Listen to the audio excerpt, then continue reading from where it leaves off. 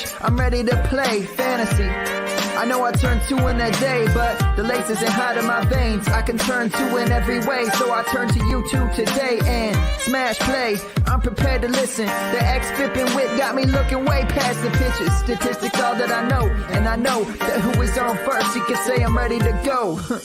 I ain't trying to steal second or third, cause I wanna win first. How am I to put all of these numbers to words? I know the terms from A to Z, it's like a gift and a curse. I know the difference between a splitter and a curve, but if I can't put it into points, man, then what's it worth?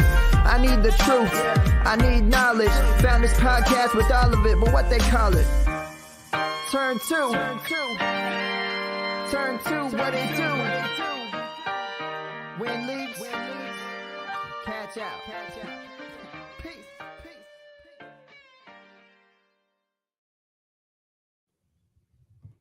Hey everybody, long time no see. We just recorded a show about 1 hour ago. Welcome back to the Turn 2 podcast. We're here for a double dip episode here on Wednesday. The regular season is around the corner, so I just can't help myself. We're going to talk as much baseball as humanly possible. And joining me are two people that I just love to have on the show, my good friend Mike Kurland and Lauren Auerbach.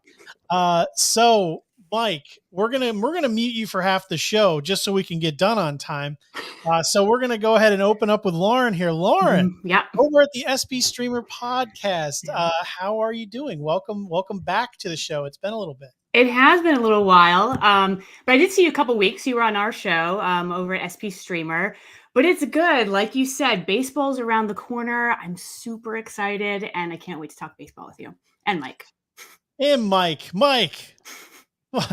He's over at SK Playbook, has an absolutely invaluable spring training lineup tracker, which we're going to talk about pretty much for like half the episode over at The Athletic. Mike, welcome to the show, buddy.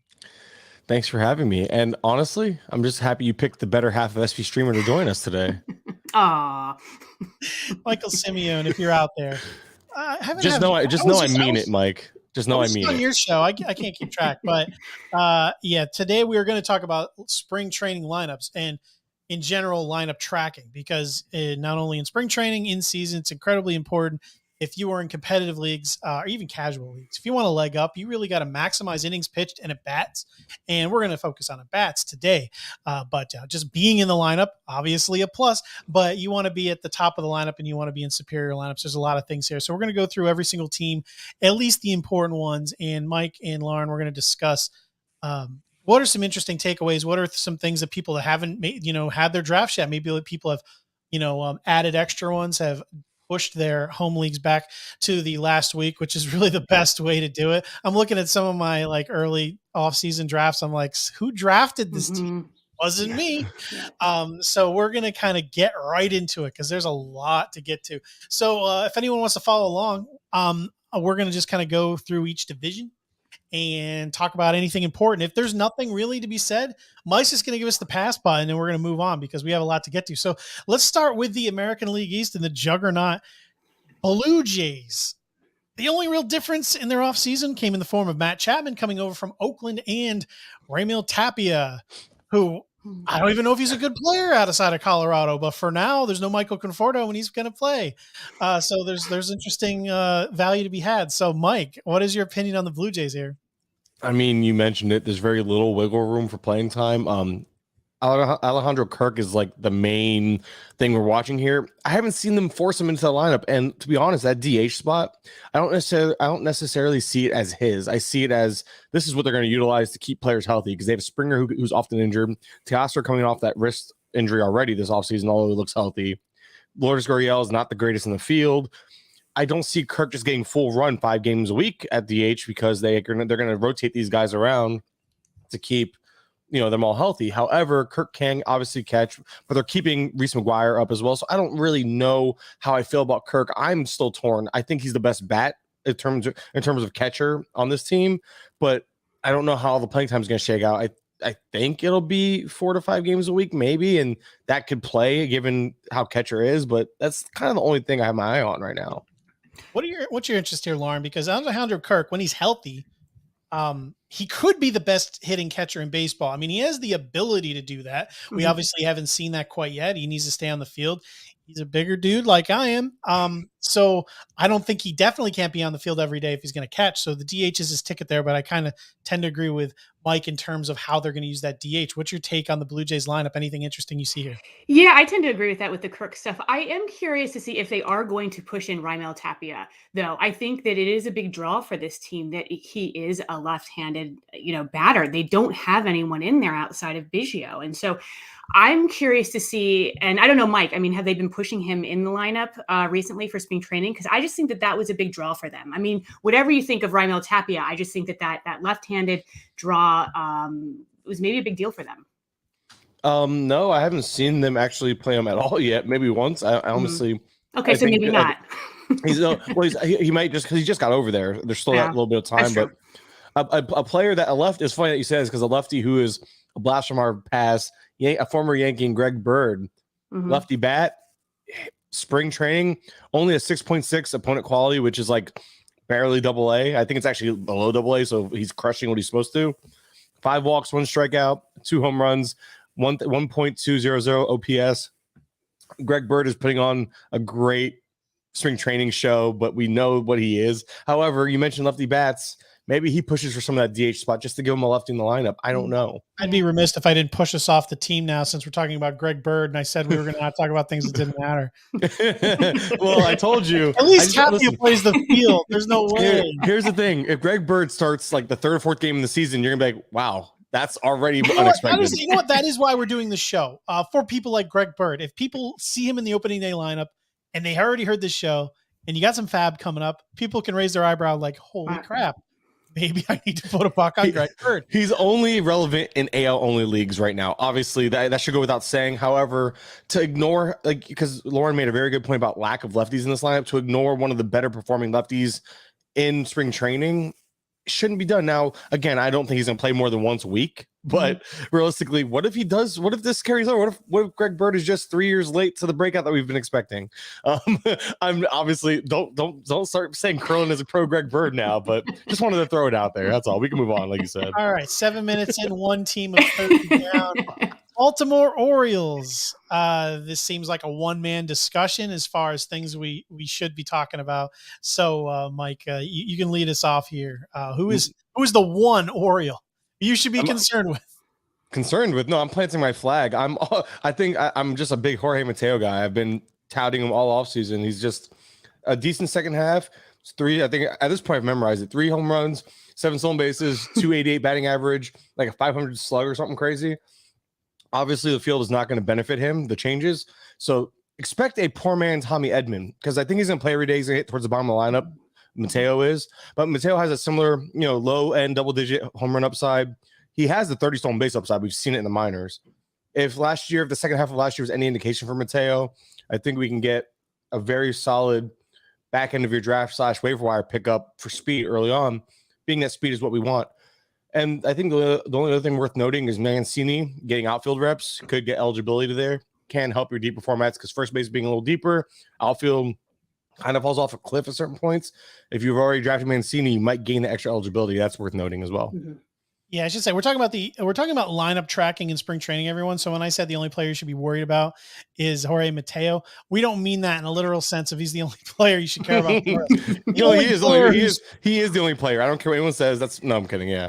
Well, this is the player whose value could change. What do you think, Lauren and Mateo? Because I mean, he's always had a lot of talent moving around. He just never had an opportunity.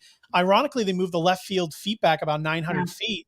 Gonna hurt Mountcastle, Mancini to a degree. Should help Mateo. He's not hitting bombs anyway. He could hit a few extra base hits. He'll take that extra base, doubles, triples. Yeah, I think it's good. And I feel like I've gotten a mind meld with Mike, but it's mostly because I have been reading a lot of the SK playbook stuff, and he is just he's all on, Mateo this season. But I think that Mike's right. He's got the speed. I think that wall will help because, like you said, Matt, that he's not hitting bombs or anything. So this will only play to his strengths. And if he's in that lineup, which is what we're talking about today, the Birds like him. So I think that you should be paying attention to Jorge Mateo.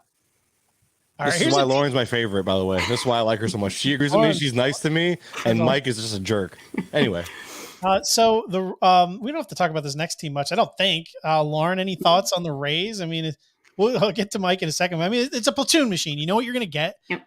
Traded for my guy Harold Ramirez, and I'm like, wow, great pickup for the Rays. This like just destroys his fantasy value. They platoon everyone short of like 3 players. It's like Wander, Lowe, and like maybe that's it. I mean, I'm probably forgetting someone. But the Rays platoon anyone. So I'm not sure I care much about what they do in spring training because it could change. Yeah, and it's tough, and I think to a certain extent, this was kind of the blueprint, right, for the for the Giants, where it's like there are only a couple guys on this team where if you're looking for consistent at bats throughout the season, there's only a couple of them, and they haven't made outside of the Ramirez move. Have they made a ton of moves? I feel like they've been pretty quiet this offseason in terms of hot stove action. But they've made a couple minor ones. They've actually they Rayleigh for the Dodgers, right? Yeah, they've picked up some platoon surprises that'll probably pop up. The big thing, I guess, the news is Randy Rosarina he struggled mightily last year in terms of platoon. People don't realize how much that it being the Rays, if he struggled this year, I worried that he'd fall in to a platoon, or at least he could. As of right now, I don't know what that would look like because they don't really have a strong lefty on the bench other than like Brett Phillips. They do have Austin Meadows in the outfield right now. So, I don't know. It's such a weird puzzle, and only the Rays know how it's put together. Only the Rays know, and only the Rays will ever know. Oddly enough, Yandy Diaz looks like a lock for every day at bats. Yeah. What do you think, Mike? I mean, anything of interest here that goes beyond the question marks, the enigma of the Rays? I'm doing my best. Like, this team is one of those teams where outside you mentioned the top 4 with the Rosarina, Meadows, and Wander and Lau, that it's kind of all you can bank on. Yandy has played 7 out of 11 games for what it's worth. And he's been bouncing between first and third base. So because he's like platooning in 2 different positions. So it almost makes a full player. That's what I'm thinking. But he's more of a lefty killer. At least he has been. But I know Yandy made some changes to end last year. So there is some intrigue there. And if the playing time is going to be there, it's worth looking at. But we've played this, the same song and dance with Yandy before. So he's kind of the only name. And like you mentioned, it's kind of like a throw stuff at the wall, see what sticks with that outfield, because I don't think, as much as we want Josh Lowe out there, I don't think we're going to get it to break camp. They've been favoring Kiermaier and what's his face? Even Phillips has been getting a lot of playing time with the starting lineup. I call the starting lineup the ones that are most likely to break camp. Obviously, Kiermaier still in center. They've reassured Kiermaier. They're also paying Kiermaier. So yeah, that's what's frustrating is like Josh Lowe is like one of the exciting players that we're all hoping for, and I just don't see it happening, unfortunately. I will say Meadows, also another person who could fall into platoon if he's not going to be already. Kiermaier will get injured. No offense. This isn't me wishing it. It's a guarantee he will. So it will be up sooner or later. Moving on to the Red Sox, there's actually nothing much to talk about here in terms of actionable information. Trevor Story's just been moved into the lineup for the first time. He was late to camp. I don't know what the deal is as far as maybe easing him in. They have him batting like 6th, which is goofy. I think me and Mike talked off camera already. We think he'll bat 2nd, but it's not going to change.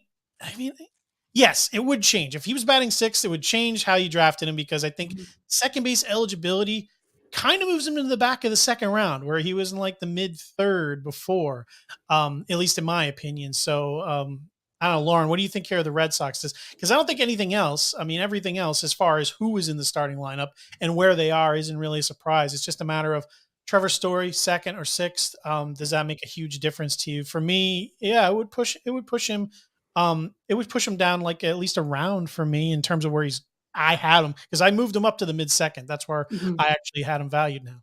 I think that's a fair point, because I think that what you're looking at is you're going to be taking away some of that stolen base appeal that he has. And when I've drafted him a couple times, and it has been right at that kind of that second round. And yeah, I think that if you're looking at if he were to stick in the middle of the lineup to the back end, if we're talking about down to 6th, the 6th hole, I think that puts a dent into his stolen bases.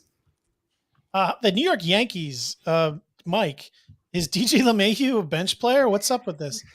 So this lineup has me annoyed, but I think what it is, Well, real quick about Story, I did see a piece of news. Someone actually tweeted that in the thread of mine. I thought I shared it in our group. I'm sorry if I didn't, Matt. That he should be batting second against lefties. So it's not all doom and gloom for Story. He crushes lefties. He should be batting second against lefties. So at least it's not full on like, oh, you're stuck in the sixth spot.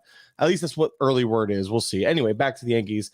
DJ LeMahieu. So I think I think everyone there is going to take a hit in playing time. I think they're going to consistently rotate players every single day to keep them all healthy. The thing is you know this team has Rizzo. Well, Rizzo's not really injury prone, but the dude gets hit by 17 pitches a year. One of them could crack a rib. I don't know. You definitely have Donaldson who doesn't stay healthy. You have LeMahieu who does usually.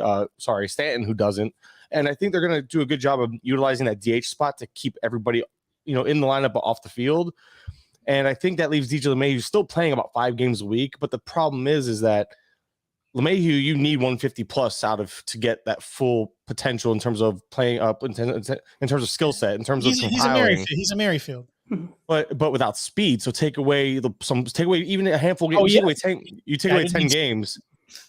Yeah, you take away 10 games from him. That's a big deal. Like even if it is just 10 games, it's a big deal because that's 10 less games of him to compile.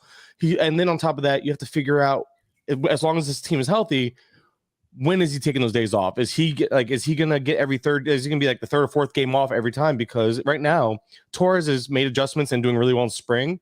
You have Donaldson who's not going to sit unless needs the random day off. You have IKF of all things, Kiner Falefa is actually going to start at shortstop, and it's because they don't have a better shortstop. People say, well, what about Glaber? But Glaber's atrocious at shortstop.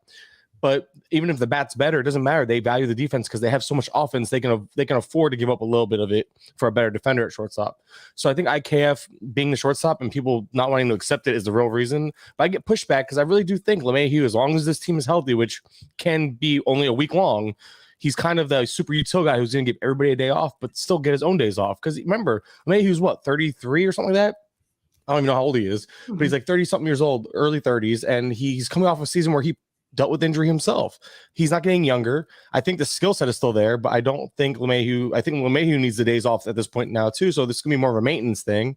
So yeah, I think ultimately his playing time does take a little bit of a hit, which I've adjusted my rankings where I'm pretty low on him because I was already kind of low on him. Everybody, Gleyber Torres is a terrible shortstop. Just stay away. I would still start him there and put LeMahieu at second. I'm not looking at DJ LeMahieu on my bench and looking at IKF in my lineup and being happy with that. It does look crazy. I agree. Yeah. If I was the manager, I'd probably do something different, but I'm not. So I can sit here on the top of my hill and saying this looks stupid. Put DJ in the freaking everyday lineup. I don't need no rotation. I can't take a seat. Isaiah Kiner Falefa. The Cleveland Guardians. Hey, Josh Naylor's back. What a gruesome injury that was last year. Oh, yeah. We don't need to talk about this much. I mean, everyone who's in the lineup should be and kind of batting where we thought they would. Any disagreement? Can we move on? Just a couple things worth noting, I would say, is Rosario's been playing the outfield a little bit, could gain eligibility there. Same with Framill Reyes. That's just worth noting. The outfield is a mess. So, yeah, I'm just going to kind of skip it because Naylor, I don't know if Kwan's going to break camp. Machado's been doing decent, but we all know what Machado is. And Zimmer can't hit anything this spring, so it's a mess. It is a mess. The Royals, again, their lineup kind of looks as expected. The only question is whether Bobby Witt Jr. will be in it or not. I would just be stunned if he's not. I actually was semi-surprised he went down last year, but I mean, he had like hardly any at bats above the A level. So coming off the 2020 like alt camp years, but now, I mean, I think that is there anything to know here, Mike? Merrifield leading off roster resource has Bobby Witt Jr. batting second, Benintendi in the middle of the lineup, which was a surprise, but it looks like that's just something they've been doing. And for some reason they're going to continue to do. And Benintendi was actually solid as a 4-spot hitter. Not the best spot last year for him, but at least he produced and was above average. So other than that, but yeah, I think this has been one of those teams where they've kind of shown their hand almost from day one. They flip-flop Witt and Lopez, and I'm with you. If Witt doesn't break camp, I'd be shocked at this point. But what was this? Oh, I think Mondesi's worth mentioning just because we know he's injury prone. He's one. I think I think he's the only player in the top 100 with a projected bottom third of the order lineup spot, which for him might not matter because he can run every time he gets on base, but there's less opportunity for him to get on base when he's at the bottom of the lineup. So just one of those things that's like, if you're a little wary on him, like there's more reason to be a little wary because there's an overall path to moving up that lineup. Lauren, Yeah. DHs are usually assigned for people that are older, Mhm. or just suck defensively. To put it briefly, is this an interesting situation where maybe Bobby Witt Jr., who they probably are going to have starting, most people think at third base, his natural position is a short, put him back at short, maybe let Hunter Dozier play some third, and put Mondesi in the DH as one of the few pure speedsters to be an everyday DH in Major League Baseball? I kind of like that. I like that. I mean, I think that they've already said that. Haven't they already said that Witt is going to be starting? That they're not going to play around with his playing time, or did I misread that somewhere? I just feel like it's hard to believe. You don't know what coach speak anymore because I guess I'm going to get ahead of ourselves with the next team. But Riley Green and Torkelson, they said the same thing, and now they're kind of backtracking, but they're still kind of promoting it. I don't know what to believe. But with Witt, I mean, well, here's the thing with promoting you. prospects. You put down a prospect if one, they do not make your team better, or definitely better, a certain amount better, or two, if there's an actual advantage to sending them down, because they could make your team better, but then it could be worse for their long-term growth to bring them up too early. So even though they'll make your team better, you send them back anyway. There's no excuses with Witt. He makes them significantly better. He's their best player upon his arrival, and he has torn up AA and AAA. There's nowhere to go, and the Royals usually aren't too picky about this. I mean, they brought up all of their young pitchers last year. They're usually not too shy about bringing people up, so I'm not too worried here. Going to the next team, the Tigers. Avia, their general manager, he said it's their hope that the Spencer Torkelson and Riley Green would make the team, and that if so, then their goal of making the World Series is good. I mean, I sent out a tweet jokingly saying, well, the good news that someone should let Avia know is that it's his decision. He doesn't need to put out these ridiculous statements. If he wants them on the team, they're there. It's his job to decide. They're definitely better with them on the team, but you could certainly see the case for them going down because they do have other-ish options. But I mean, I think they could compete. The Twins rotation sucks. I think the Tigers could be completely legitimately in this thing. If their young starting pitching takes a step forward, putting Green Torkelson. I mean, if they're good out of the gate, this team's not bad. It's not bad. What do you think, Lauren? I think this is a really intriguing lineup. I have kind of been talking about the Tigers a little bit all off season. Looking up and down the lineup, I would be happy to take pretty much any of these players at any given point in the draft and to reach for some of them. So I think this is a really intriguing lineup. I like it. It is a little, puts a little bit of extra kind of, sexy sauce in there if you are starting Green and Torkelson this season. But this could be a lineup that surprises, but I really like it. There's speed, there's power. It's really intriguing. Some that play, the power doesn't play as well in that park, but I think that you can have, lots of doubles, for Javi Baez and Candelario. And I just think that I like this lineup. Any thoughts here, Mike? I mean, we know the rookies are a question mark. Everything else looks pretty good. I love Akil Baddoo. There's certainly some platoon worry here. We'll see how he handles it. He did hit a home run off a lefty in spring training. Doesn't mean anything really, but he didn't do it last year, period. So I like it. I mean, it's something to point upward. They have him right now slated for leadoff. Yeah, sorry. Well, so one thing in your favor for that too is that they've been willing to just keep trotting them out there against lefties in spring training. Again, it's spring training, so I understand it makes sense to give him those reps. But maybe it shows a willingness to give him those reps early on and see if he can run with it because the options are. I mean, Victor Reyes. I am a Victor Reyes guy. I always have been, even though he's more of a fourth outfield type. I believe if I'm remembering correctly, he actually hits lefties very well. So the leash last year he hit 323 against them. So Reyes would be the only real threat to the platoon. But otherwise, Riley Green could certainly take the lineup spot, being a lefty himself. He, at some point, I would assume, will be taking over the leadoff role, kind of regardless of how Baddoo does. Grossman, as much as I like him from a fantasy standpoint, I do expect to step back. If everyone's banging all cylinders, he probably should be batting towards the bottom of this lineup. And I think that if the rookies come in and perform as I think they can, Grossman will probably work his way down at the end of the year. Nothing that will hurt his value. He'll be up there enough, and possibly the entire way.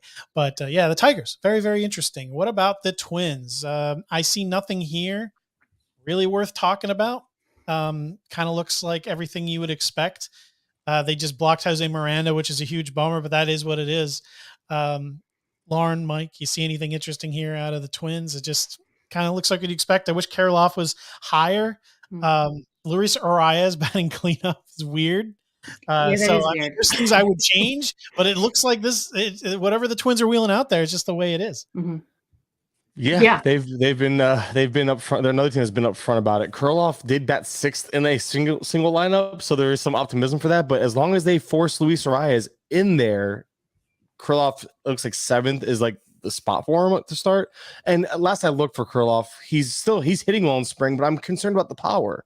The power didn't really show up like we expected it to last year. He dealt with the wrist injuries, had like a rough rehab, and now he's not showing power early in spring. Again, I haven't looked in a couple days, so maybe he's hit a couple home runs or doubles since then. But it's been a lot of just batting average, and not that that's bad because obviously the hit tool's still there for him. But maybe the power doesn't return right away as he's still continuing to come back from the wrist. It was wrist surgery, correct? Mm-hmm. Matt? Yep. Lauren, yeah. Yep. So yeah, that's one thing. That's the only concern I have. But yeah, you mentioned it. He's kind of stuck towards that 6-7 spot at best right now. Yeah, and he's no homers yet. But yeah, and he had a little bit of a slow delay, right, coming off for those wrists. Yeah. But apparently they do say the wrist is completely healthy. So I mean, I don't know if it's just building up strength, and that's what I'm getting at. Like maybe it's just a matter of him getting into the swing of things for the power to just start coming, because he hasn't come into it yet. But the fact that he's making so much contact and hitting the ball well, like in terms of just overall batting average, is, that's something you want to see from Kirilloff for sure. But I would like to see the power to come, because without the power, it's meh. Mm-hmm. My favorite word, meh. Mm-hmm. All right, that's the Twins. The last team in the American League Central is the White Sox, who they're willing out the personnel you would think is in terms of Andrew Vaughn being out. They trade from Adam Hazley instead of signing Michael Conforto, which would have been cool. They bring in Josh Harrison. He'll probably play every 8 seconds, at least according to them. That's their plan towards the bottom of the lineup. We don't know what they're going to do with left field right now, or right field. Right now they have in Lurie Garcia. They just traded from Adam Hazley, like I said. Yoan Moncada says he's going to run more this year. Anderson, Robert, Abreu are pretty much locked in 1 through 3. They have Abreu in the cleanup spot, Eloy right behind him. I mean, Moncada being a switch hitter gives him a little bit of an edge, but Grandal used to bat towards the top of the lineup last year. I could see this bouncing around a lot of ways, especially in terms of how Moncada performs. But I don't think any of this really changes fantasy value. So maybe this is a waste of a conversation. But I don't know. What do you guys think here? Is there anything worth noting with what the White Sox are doing? There's nothing that really kind of jumped out at me personally. I think that you may see, like you said, a little bit of shifting kind of up and down depending as the season goes. But there's nothing that kind of jumps out. Gavin Sheets has been playing first base and right field, and I know they just signed or traded for what's his face, Hazley from the Phillies. But with Vaughn out, maybe Sheets gets a chance to run with some right field, as ugly, as gross as that sounds, because they don't care about right field. They just throw somebody out there every time. But Sheets might be safer for playing time, at least to start between DH and right field, which is worth noting because maybe he runs with it, because they obviously don't care for Vaughn, it seems like. Moving over to the American League West, let's talk about the Angels for a minute. Only a couple of interesting things. Justin Upton's been playing first base, which is a kind of a concern for anyone concerned about Jared Walsh. I like Walsh, and everyone made the point that there maybe is a platoon issue here, being that he struggles against lefties. I wasn't as worried because his power was the batting average. He was a struggle. His power was still there. So I thought it would be enough to just keep him in the lineup. But again, with Marsh possibly being a platoon with Upton, and they're getting him reps at first base, possibly some work in DH if Ohtani's not in there for a game. It's interesting enough. So I guess the question here is Jared Walsh, Brandon Marsh, Justin Upton. What are you seeing here, Mike? Is there anything to be worried about here or positive about with those three? I'm not sure about Marsh. I think Marsh should at least still be on the strong side of a platoon there, but they're playing up when they do get Upton in the lineup against righties. It appears mostly Marsh who gets stuck sitting, but obviously the idea here is I think Upton's going to definitely start against lefties, and it should be in favor of Walsh if anything from last year sticks for Walsh this year. But yeah, it's kind of like a murky situation. You kind of hit the nail on the head in terms of Upton's going to kind of get in the way of both of them, I think. But I think eventually it might just be a strict platoon. And if Upton shows what he has shown against righties in the past this year, then he won't even get those opportunities against the righties. But I don't know. I think they're going to want to. I don't see why they would hold back Marsh, but at the same time, they want to compete. And if Upton's better, he's going to play. Mm-hmm. All right, the Houston Astros. Let's talk about Jeremy Pena, who he's going to be at the bottom of this lineup or he's going to be at the top of this lineup. We've seen it both ways, and it's a big difference. Where's Kyle Tucker go? Everyone was hoping with the departure of Carlos Correa, that meant him moving up to the 3-hole where he rightly deserves to be. That doesn't necessarily look like the case either, with them wanting to keep Jordan and Brantley at the top, who are lefties as well. So what did you take here, Lauren? Are you confident in taking Tucker in the first round, knowing that he may not get that full ceiling everyone was hoping for? I took him. Oh yeah, go on. No, go ahead. Let's talk about him first. I was gonna say I actually did take him in one draft at the tail end of the first round, but he kind of sits as one of my my last kind of power speed guys that I would get, and but I did take him partially because I just wanted to have a share of him. Yeah, you would think that it would make sense to put him closer to the top of the order. I mean, obviously, you're going to get more plate appearances, and he has more opportunities to steal. You'd like to see that, but I think he's pretty much been stuck at 6, right? Is that right, Mike? He's been stuck at 6, 7, and this goes back, and this was part of my concern why I've always preferred Harper and Robert over him, because going back to the playoffs, even we're talking about the playoffs, he had a full season of great production, Kyle Tucker did, and in the playoffs they still said, nope, you're stuck at the bottom. This very same roster minus one player came back, and the problem was the player that left wasn't a lefty, and this team likes going left, right, left, right, right, left, right, left, all the way down the lineup. They have the bats to do it, they have the lineup to do it. So as long as Alvarez stays healthy, which isn't a guarantee, as long as Brantley stays healthy, which we know usually doesn't happen, Tucker might be stuck there. And today, I'm actually tweeting it as we're talking about it because I'm listening while I'm all ADHD brain. But Tucker's in the 7th spot again, and they're leading off Jose Siri. Like who? No, Siri. I mean, obviously McCormick isn't Chad McCormick, right? Chaz McCormick. What's his name? He hasn't been playing. Chaz, the tax man McCormick. He's been terrible this spring so far. Siri at least has some flashy tools. Maybe he's fighting for that spot still, but even though McCormick's already been named a starter, however, Siri's leading off, Pena's batting 8th, and Tucker's still batting 7th. This is like multiple lineups now where Tucker has been the only person not getting an opportunity to lead off, which makes no sense because if they lead off Tucker, it gives them that lefty righty thing all the way down the lineup again anyway. So I don't understand. I'm actually rooting because I'm a very big Tucker guy. I've just been fading Dusty Baker more than anything else this offseason, and it's aggravating. His lineup's not bad. I mean, Altuve, Brantley, Bregman, Alvarez, Gurriel, Tuck. It's fine. But yes, give me Tucker over Brantley in the 2-hole. I know he's a great hitter, but Brantley, give him a few extra at bats off with his legs. Yeah, give me Tucker in the leadoff. Put Altuve at the 2. Give me Jordan in the 3. I mean, there's a lot of ways I'd rather do this, but Kyle Tucker, people love him as a powered speed guy. So do I. It's not a ton of speed. So if he's batting at the bottom of the lineup, I don't think he may not be a first rounder. He has the talent certainly to be, but yeah, Robert, certainly. I'd take Albies over him. There's a lot of consideration there. So yeah, Tucker, this might hurt.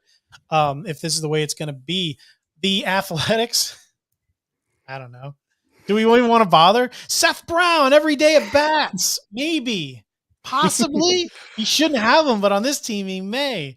I don't think there's anything else interesting. Kemp and Andrus are at the top, and the rest of the team's like basically a huge old Band-Aid.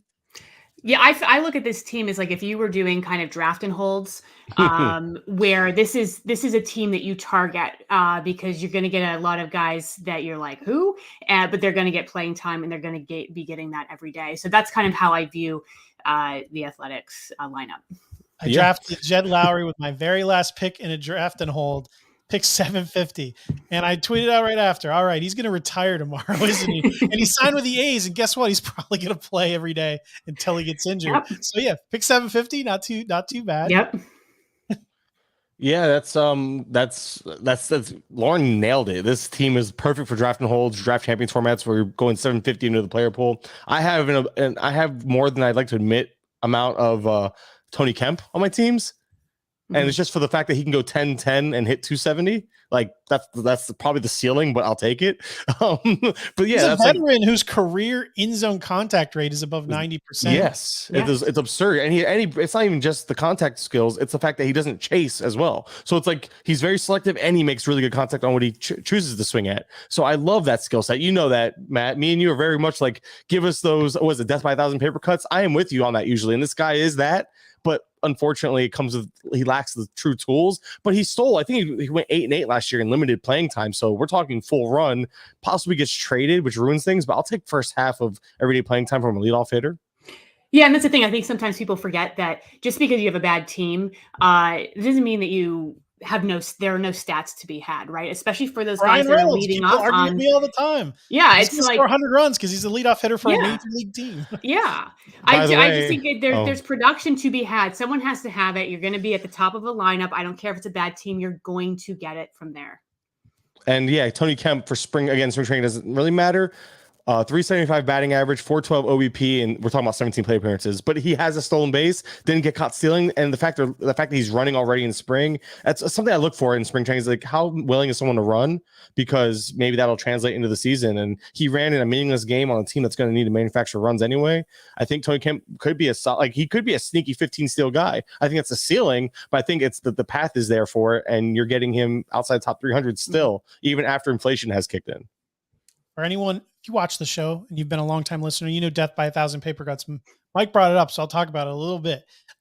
Death by 1,000 paper cuts, meaning they do not hurt a lot, but if they mount up, the pain and the bleeding, it starts to mount up. If you draft a player like Starling Marte or Whit Merrifield in the hopes of, all right, now I can draft players that have 0 stolen bases like an Eloy Jimenez, and that works out for you as long as you get the stats you need. But if Marte or Merrifield go down, they're very difficult to replace.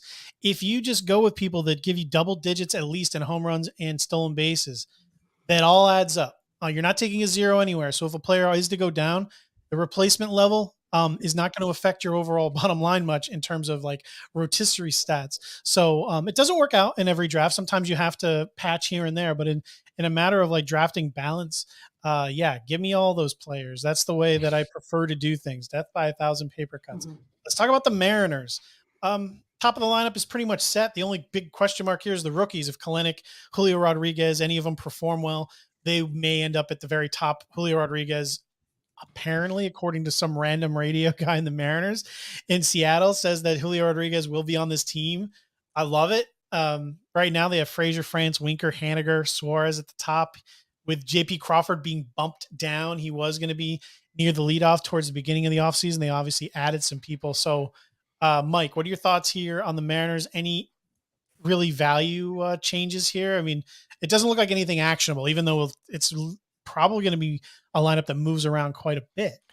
I think the top of the lineup is going to be pretty set, unless Kelenic and whenever Julio Rodriguez, if he's up from day one or comes up, until they force their way up. I think you're going to see Crawford or Frazier leading off / batting ninth. Maybe Frazier has a little better of maybe either both of them can kind of move up a little bit, but I think they're going to give Kelenic and J-Rod those back end spots.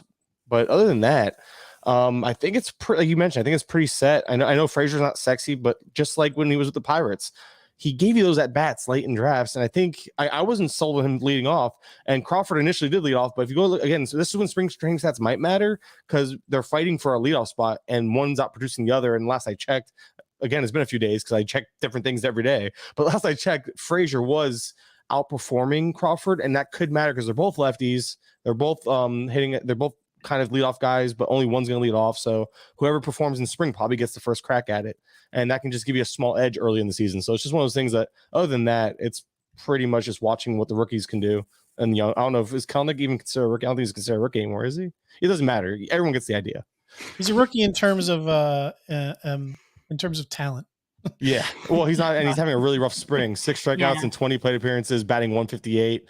Not 411 OPS, not exactly ideal for a guy coming off a down year. Again, spring training, but he's not even hitting. It's a 6.1 opponent quality, which is below AA. You hear that, Eric Cross? You hear that, Eric Cross? He's like, la, la, la, la, la, la, la. The Rangers, not much to talk about here. The top half of the lineup is set. The bottom half looks like it would be a platoon medley. with Cole Calhoun, Brad Miller being brought in. Great platoon bat if you're in deep formats and you want to stream. Willie Calhoun, I think, could end up working his way into an everyday role right now. They kind of rotating him out there as well. Nick Solak. Lauren, you see anything you hear like? Because the top half of the lineup, Simeon, Seager, Garver, Lowe, Adolis Garcia, we'll see what the heck he does. But it just looks like there's only a few bats here you can count on, and the rest are just like probably people that are going to be on and off fantasy rosters all season. Yeah, I think that's true. I mean, I did take a couple of shots on Willie Calhoun. I know that he has an injury history, but I thought if he was at the top of that lineup, that would have been a sneaky kind of runs play. But it doesn't look like that's what's going to happen. So I think, like, outside of that, I think that this, I think this is how this lineup will stand. Heading over to the National League, let's start with the Braves, Mike. Acuna, it looks like he's not DH or not. The Braves say he's not going to be in until May. So until then, my hope was always that Dansby Swanson would be batting at the top of this lineup. It doesn't necessarily look like it'll be that way. They've been putting different. Obviously, the Braves have had different leadoff people almost every day. I've seen Rosario up there. I've seen Swanson up there. I've seen Ozuna up there. I've seen Orlando Garcia up there. I've seen everyone up there. Who's batting leadoff for the Atlanta Braves?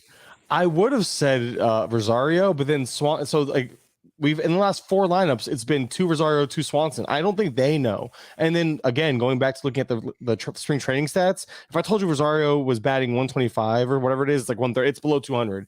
If I told you he was still batting overall, like the whole line is just better than Swanson's, everybody would be surprised because it's gross. But they're both doing horrendous this spring, so no one's taking advantage and running with it. So I don't know what to. I honestly, because I was with you, I thought Swanson was going to get the opportunity. But then if you look at his career numbers. One of these things that maybe I'm getting too into it, but I look at Swanson's splits, like for his career where he bats, his best batting lineup spots are 6th and 9th, according to WRC Plus. Those are like the only 2 spots he's had over 100 WRC Plus in his career. So it's like, or something like that. It was something crazy. I was like, okay, wow, maybe he is better suited for a bottom of the lineup spot. But obviously, I think they're just going to play. They might even platoon at the top to start. We haven't seen that exactly either because you can't control who you're facing every day when you put these guys out there. But I'm going to say Rosario has the edge, but a platoon wouldn't surprise me, or Swanson wouldn't surprise me, but Swanson just hasn't been good at the top of the lineup, so I don't know if we actually want that, to be honest. The Mets, there's nothing. I mean, there's nothing really. The lineup is pretty much set. It's just a matter of what they're going to do with DH, and that's just a matter of at bats, not a matter of lineup position. Basically, whoever the DH is, they're going to be batting 5th or 6th. It's going to be Cano. It's going to be Dom Smith. J.D. Davis will be in there against lefties. So that's that. That's just a matter of what they're going to do. As far as lineup positioning, Nimmo, Marte, Lindor, Alonso, DH, Escobar, McNeil, Canna, McCann, that's basically your everyday lineup with them probably moving around slight pieces here and there for platoons at the bottom. Other than that, I don't really see anything. I would bat Marte leadoff. I think it's the height of stupidity to sign the best center fielder of the market, put him in right field, steals 50 bases, put him behind the most elite on-base machine in baseball to ensure that he has the bases clogged in front of him most of the time. Why are we batting him second? Buck Showalter. I love you, Buck. You're doing a fine job. But Marte, bat him leadoff. Why? So anyway, Lauren, what are you after that little rant? You're not a Mets fan, are you, Matt? Huh? Well, second, it makes no freaking sense. Well, Matt, it really doesn't matter because he's going to get hurt. Nimmo is going to get hurt, so you will get your wish. Wait, which one will get hurt? I think both of them will. They both will. I think Nimmo more. I was going to play 162 games, and I won't hear otherwise. Okay. In 3 seasons combined. Okay, yeah. So you will get your wish. During the 2020 season, Starling Marte played 1 more game than the entire league. True story. Yeah, that's actually a really funny stat. That's like one of those like random trivia questions in like 5 years when you go to a bar. For anyone wondering what the hell we're talking about, he was traded. So from the Marlins, so he ended up playing literally 1 more game than the entire league. Before I cut you off, Lauren, and you put some bad voodoo on the Mets. What are you thinking here? It's Good not job, bad Lauren. Voodoo. It's just it's a fact. Who were you talking about earlier? You're like someone they are going to get injured. Nimmo is going to get injured. So I think that you may see some playing around with the top of that lineup. And I think that Marte could go in there. He makes a lot of sense to be in there, and I think that he will. But I think, as much as I say Nimmo is going to get injured, I think that when he's not injured, I think that per game play of his, though, is elite. And so while he's there, I understand why they are putting him lead off, but it won't last. If there's a change for some reason, Mm-hmm. I think Mark Canha stands to gain a lot of value.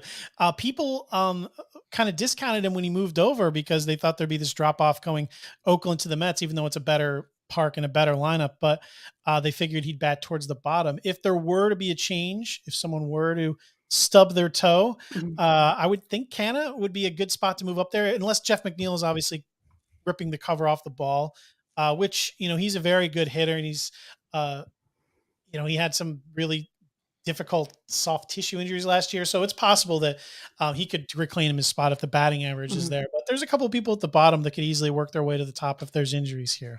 Yeah.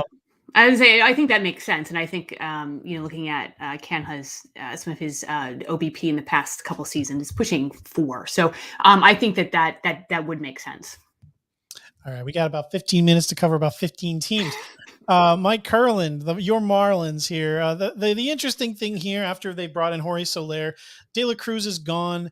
The only real question is Jazz Chisholm, who we've seen flip-flop between 1 and 9.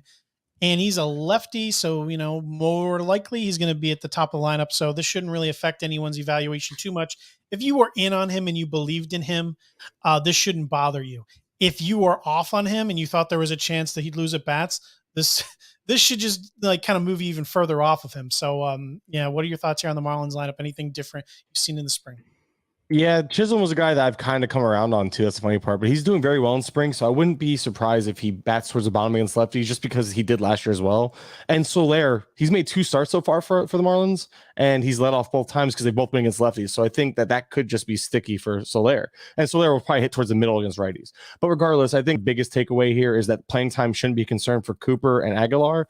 A lot of people were thinking early on that Soler was gonna DH a lot and take away that, and he still will DH. It's not that he's not going to.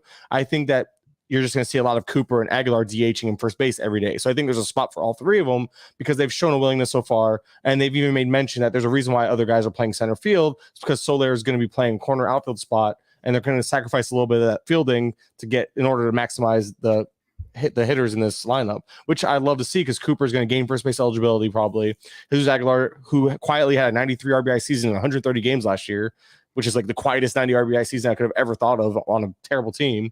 And you're going to see these guys hit every day towards the middle of the order. And that's like hidden value and kind of just boring plug and plays. Like you set them, forget them late in drafts. So it's like one of those things that I think what you see is what you're going to get here. And I think just Chisholm bouncing, and other than that, guaranteed playing time for Cooper and Aguilar, I think is worth mentioning. Hey, that was cool. Oh, was that from? My phone is connected to the Bluetooth thing, and I forgot to shut it off before the podcast. So, Lauren, let's move to the Nationals real quick. It looks like there's no real platoons in this lineup, which you'd think on bad teams that would probably be like ideal. But the very top, the manager has made it clear he wants Cesar Hernandez up there, so Lane Thomas drops. And other than that, there's no real changes. Carter Kieboom had an injury setback. Looks like Michael Franco will be in every day as the third baseman at the bottom. And they are obsessed with Alcides Escobar. So Luis Garcia goes to the who knows what they're looking at. But a lot of people were hoping for Luis Garcia to maybe get some at bats, but instead he will probably be going back to the minor leagues. Not really much to say here. It's pretty much a set lineup. Hernandez, Soto, Cruz, Bell, Kiebert, Thomas, Escobar, Franco, Robles. That just looks like it's the opening lineup and pretty much the lineup every day. Yeah, and again, like we're saying with the A's, I'm a big Cesar Hernandez advocate this season. I think that he's going to push like over 90 runs this season, and it's a sweet spot to be sitting at, ahead of Soto, Cruz, and Bell. So go out and get him, and he's super cheap. You can get him in lots of leagues. The Philadelphia Phillies, another team where it looked like they were going to be trying to do lots of platoons. All of a sudden they trade. I can't even think of it. I think you called him what's his face earlier, Adam Hazley. Yeah. What's his face? What's his face is very appropriate. And Duval Herrera is injured. So all of a sudden, Matt Vierling, you're the everyday center fielder. Welcome. Mhm.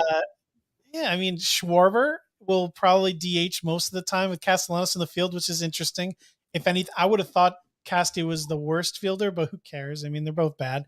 Schwarber leading off, Real Muto, Harper, Casty, Hoskins when healthy, Segura, Gregorius, Baum, Vierling. I don't see it changing much other than Bryson Stott. Is he making this team? Because that, I mean, well, he'll still have bats from Didi and Baum, but they're not going to have him make the team if he's not playing every day. So I don't think the lineup changes regardless, though. What do you think, Mike? Because Stott makes the lineup or not. I would say this lineup pretty much looks the same other than just a name changing, not necessarily the spot.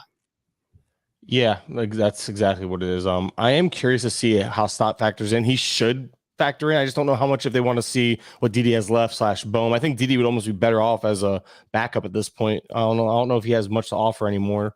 Bohm hasn't really come around on his prospect pedigree, and he hasn't really shown flashes of improvement yet since the 2020 season. So we'll see. But I think there's plenty of opportunity there. And Stott, last I checked, is having a good spring training as well, which, again, another situation that could matter. They haven't sent him down like other top prospects have been sent down. So I'm really watching closely because I want to believe in Stott. I have a couple of DC shares of Stott paired with Didi. It was like a handcuff situation. I'm like, I want playing time. I know one of them will play shortstop every day for this team. So it was like, but yeah, I mean, if he's going to break camp, I think it's instant value up. And I think he's one of those overlooked. Like, although we in the industry talk about him, I still think overall drafters are kind of overlooking the potential of him because of all the flashiness of the other prospects. And I think it's fair because I know Stott's not the most flashy, but I do think he offers a pretty decent amount of upside, all things considered. Yeah, I agree. I always have to see what they do. Moving over to the Central, the Milwaukee Brewers, their lineup is weird. Luis Urias is hurt, and the replacement is currently batting at the very bottom of a platoon of Jace Peterson and probably Bruce. So Keston Hero looks amazing. I don't know how he'll figure in. Rowdy Tellez is probably going to be in a platoon of sorts, maybe with Hira at first. Who knows? The DH is open. Andrew McCutcheon's on the team, screwing my dude, Tyrone Taylor. Whatever the Brewers are doing, I don't like it. Lorenzo Cain, do what is necessary. Thank you for your service. Just retire so Tyrone Taylor can play every day. He talked up Taylor too, and I don't know if you saw the little video. He was talking him up though. Yeah, he did. McCutcheon's not playing every day. I know Roster Resource think that. What do you think, Mike? I mean, they have him at the DH here every day. No way. He's been DHing every day. I think it's just to get him reps though. I'm with you. The splits are so obvious from last season. I don't know. Maybe they want to see what they have left, but I do think they're going to want to get Hira in there. They're going to want to get Taylor in there. They're going to want to use that DH to keep Yelich and Kane healthy. So I don't see a regular DH regardless.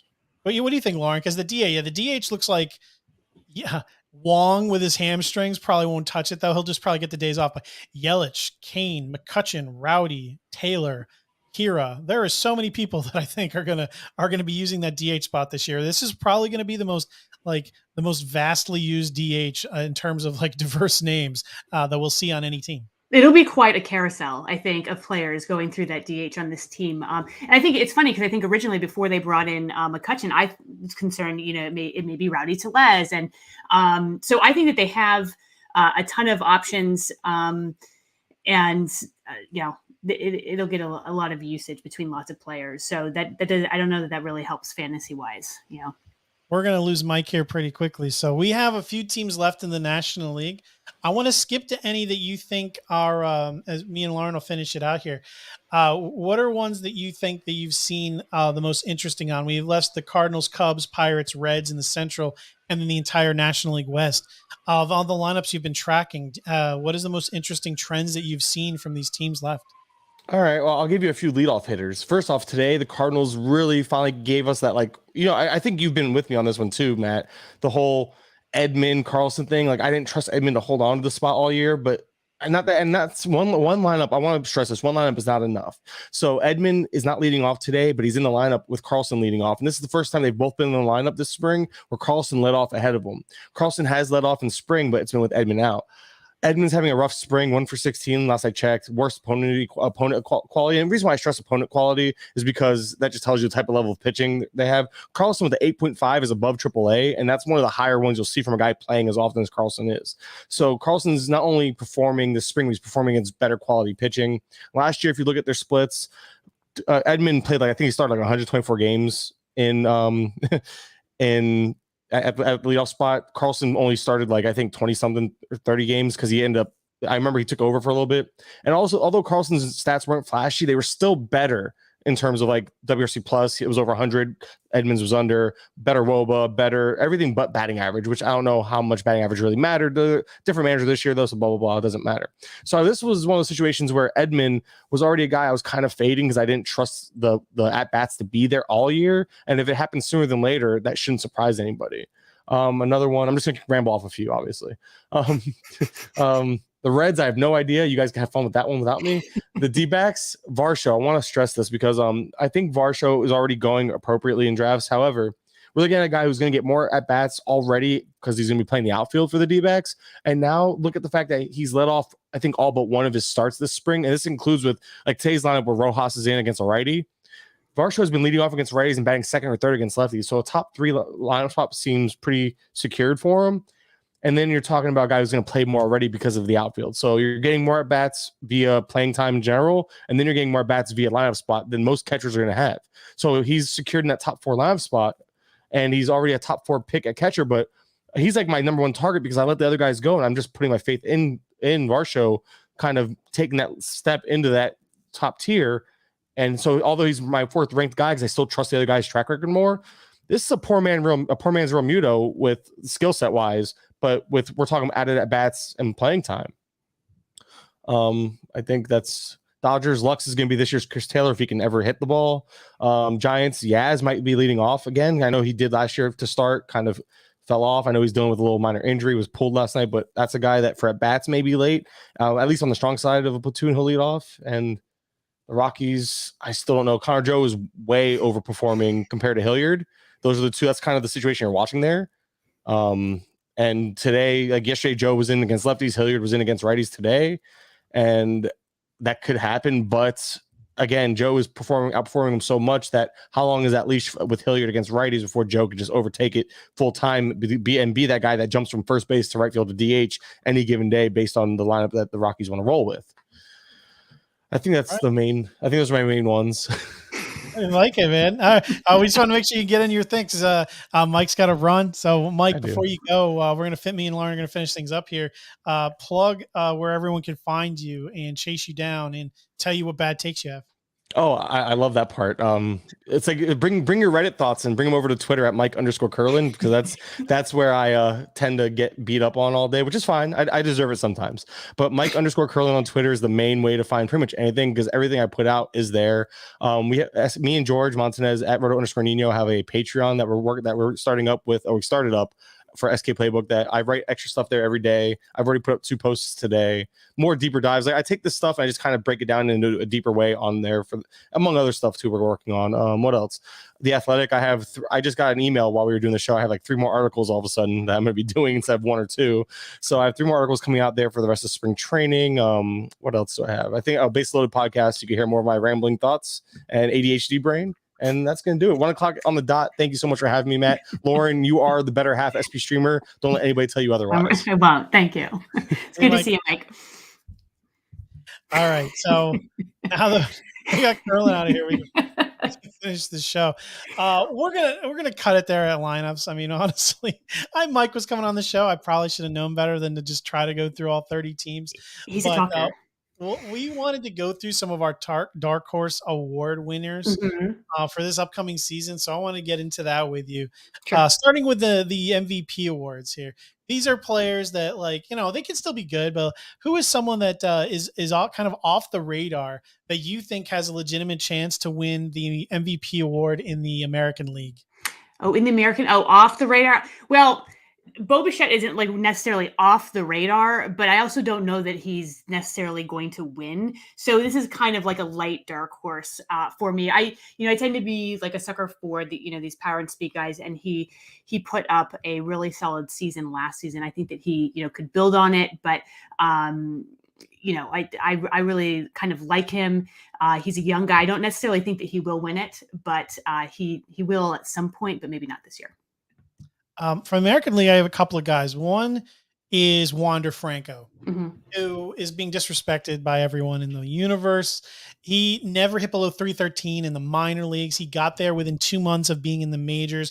I do not expect him to hit below 300 this year. I think he'll score possibly 200 RBIs plus runs. He'll have some modest power and modest speed, but he's going to be the main hitter in probably a playoff team. So I think Wander Franco is someone who's not really giving enough credit. And an off the rails guy that I really like, and this is something where he would need to make a minor adjustment in loft, Framill Reyes. Franmel. Guardians aren't going to be as bad as people think they will be. They will compete. They have a good rotation. If they don't trade Jose Ramirez, they've got some players there, and he could hit 50 home runs. I really believe that Framill is really exceedingly excellent at just like a lumberingly powerful person. And if he can find a way to kind of make the most out of that, it'll be scary what he can do, because most projections have him right now batting 256 with 35 home runs. I could see him hitting 265 with 50 if he can just make a slight adjustment. So Framill Reyes is someone I think could easily come out of nowhere. Who do you like in the national? Oh, no, go ahead. I think that's really interesting. And I know that Mike had noted that Framill has actually been getting some outfield reps as well. So maybe he somehow, sneaks in and gets even more playing time, and you see him in that outfield. Because that outfield, with the Guardians wide open, I think. So yeah, and the DH usually takes away from your MVP candidacy. So that will certainly give him a leg up in there. Yep. So dark horse, National League. Or whoever. Yeah, National League. I'm pulling for Christian Yelich this season. And, we did last night we did at SP Streamer, we did kind of a bold prediction thing. Now, I ended up saying that I thought that Christian Yelich could go 35-20. Now that 35 homer may be a slight reach, but I think that he can get to vintage form. I think on the surface last season, he kind of had, a season to forget. His power was gone. He was hitting a ton of ground balls. His launch angle went down to, I think it was like 2.8%. And, his barrel rate really dropped. And so if he can kind of figure that stuff out this season, we're not that far removed from his big power, big speed days. I don't exactly know how he's going to do it outside of just getting back to elevating kind of that ball. You were saying, it kind of reminded me last night of, kind of a Vlad Jr., where he was just hitting, we know he can hit the ball. He's just hitting him into the ground. And that's, kind of in these off season, that's his off years. That's what he's been doing. So if he can sort that out, I don't think that there's any reason that he can't go back to his kind of big power speed days. He's not that, he's 30 years old. Why not? And I think that if he were to do that, then he has to be an NL candidate for MVP. I have a couple of people here I'm going to pick for National League. I wanted to say Brian Reynolds. I really did, but there's no way. I mean, they're going to finish in last place, and they're going to limit his value so much. You can win on a bad team. We've seen it before, but they're just too bad. They're just too bad. Homer pick, Francisco Lindor. I've been on him all off season. His plate discipline last year was as good as it ever has been. Well, I shouldn't say as good as ever has been. Career worst for him. Still way above average.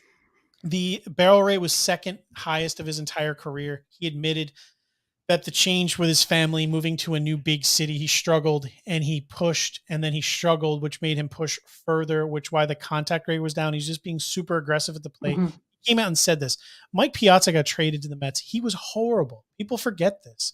He re-signed with the Mets after struggling horribly, being booed like crazy. He bounced back. I expect Lindor to do that this year. Insane defense on what should be a very improved lineup, should be a winning team with the moving pieces we talked about, maybe in and out of the lineup. He and Pete Alonso should be the people that are in there every single day. Mhm. And between everything he gives, I think that he's a good chance of being the MVP this year. And a lot of people aren't really putting the respect on a possible comeback. My other one is Manny Machado, which doesn't sound as exciting now. I've been on him all off season, even when Tatis was healthy.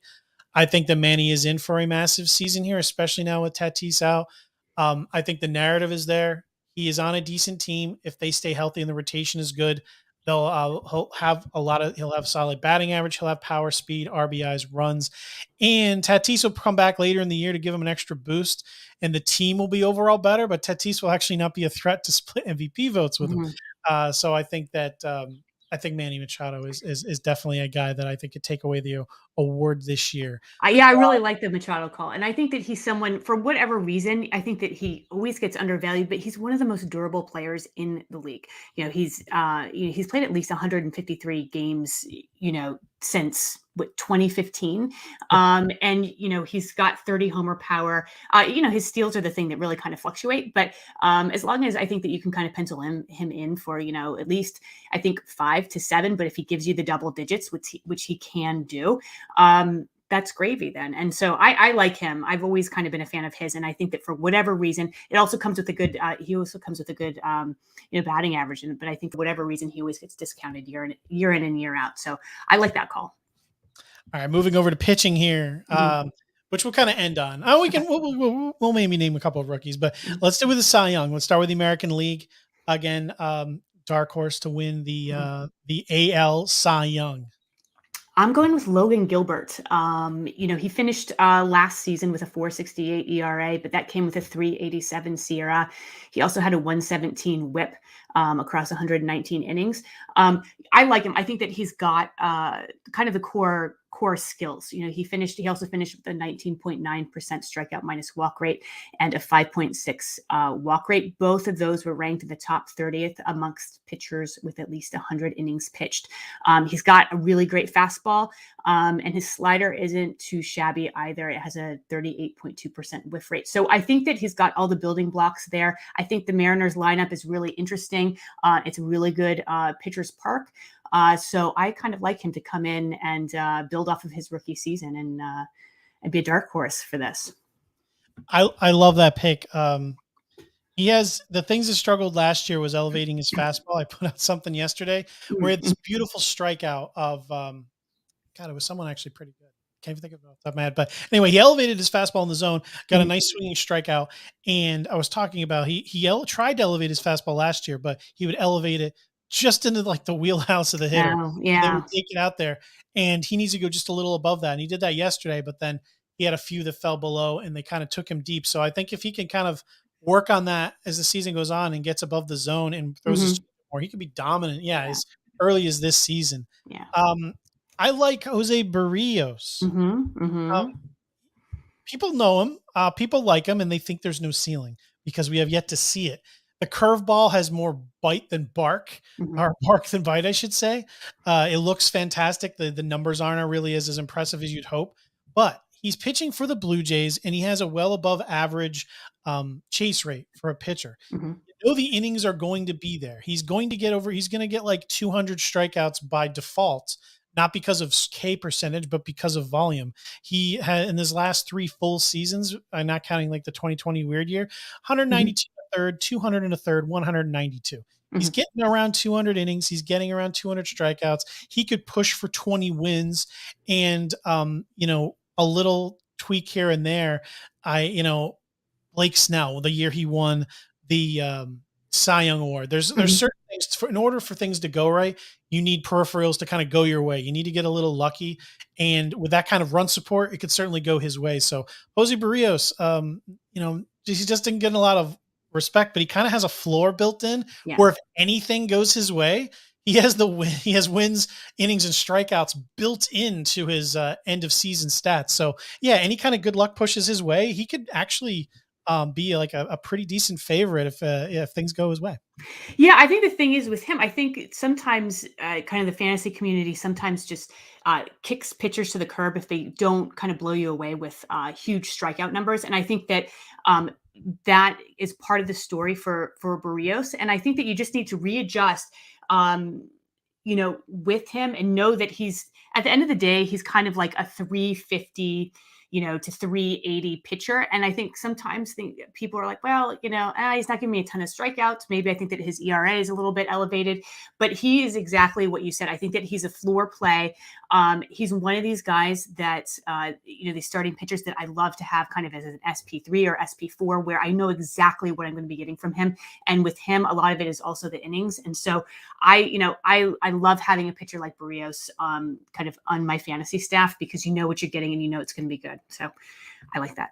Yeah, in realistic terms, you're getting 200 innings, you're getting 200 strikeouts, you're getting a mid-3s ERA. But yeah, in order to win Cy Young, you need things to go a certain way. If he can bring that down to 3 point, whatever, you need luck. Anyone who wins needs luck. Corbin Burns had luck. Right. Anyone who wins, regardless of how good they are, most of the Cy Young Award winners, it's like, career seasons and things go a little their way, as good as they are. Yeah. National League, there's a ton of guys to pick from here. Honestly, I don't even know how many you call a dark horse, because there's so many people like Trevor Rogers types. People love to pick. I mentioned Joe Musgrove when I was talking with Derek Hardy. I said he could have like 250 strikeouts, which I guess make him my dark horse Cy Young pick. Max Fried, I love for the boring reasons of Barrios, where people are like, oh, he's not going to strike out people. Guess what? He's probably going to have 200 strikeouts because of volume.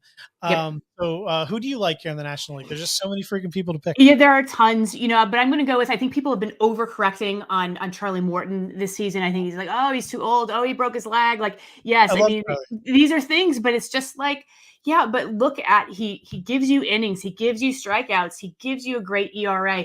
He has, a kind of above average plate discipline skills. I think that it's just, this is a guy. I think one of the things that I've learned playing fantasy so much is you can't discount.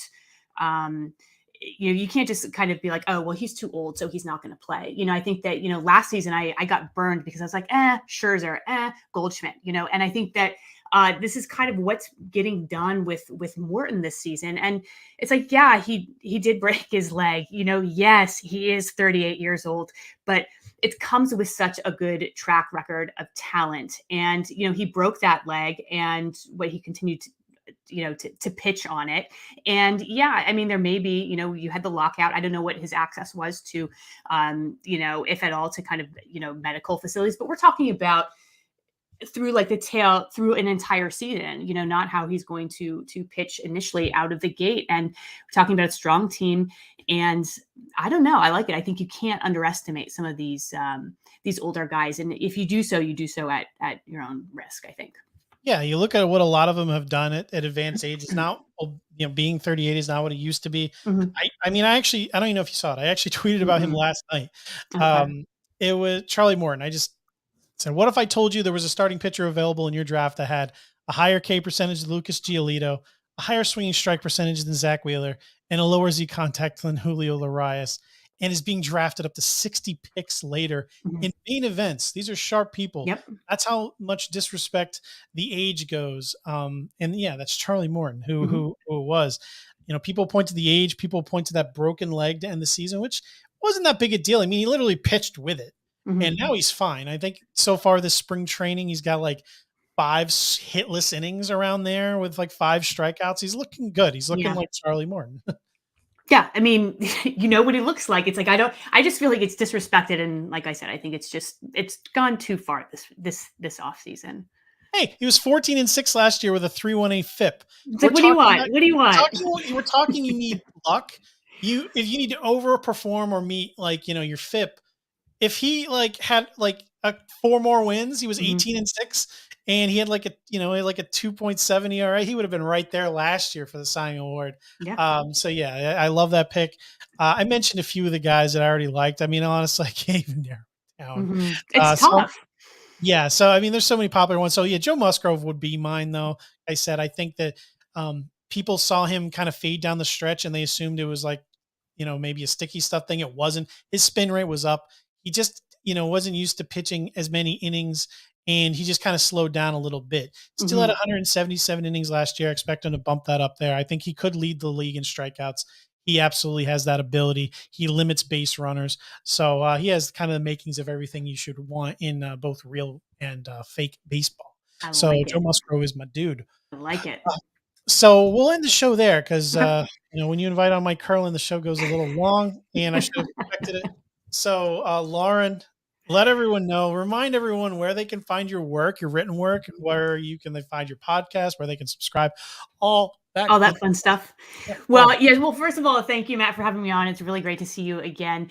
And you can find me. I co-host the Full Count podcast. I co-host it with Michael Simeone over at SP Streamer. We do that once a week. And then I'm also over at Fantrax. And once the baseball season starts up, you will start seeing kind of weekly content from me over there.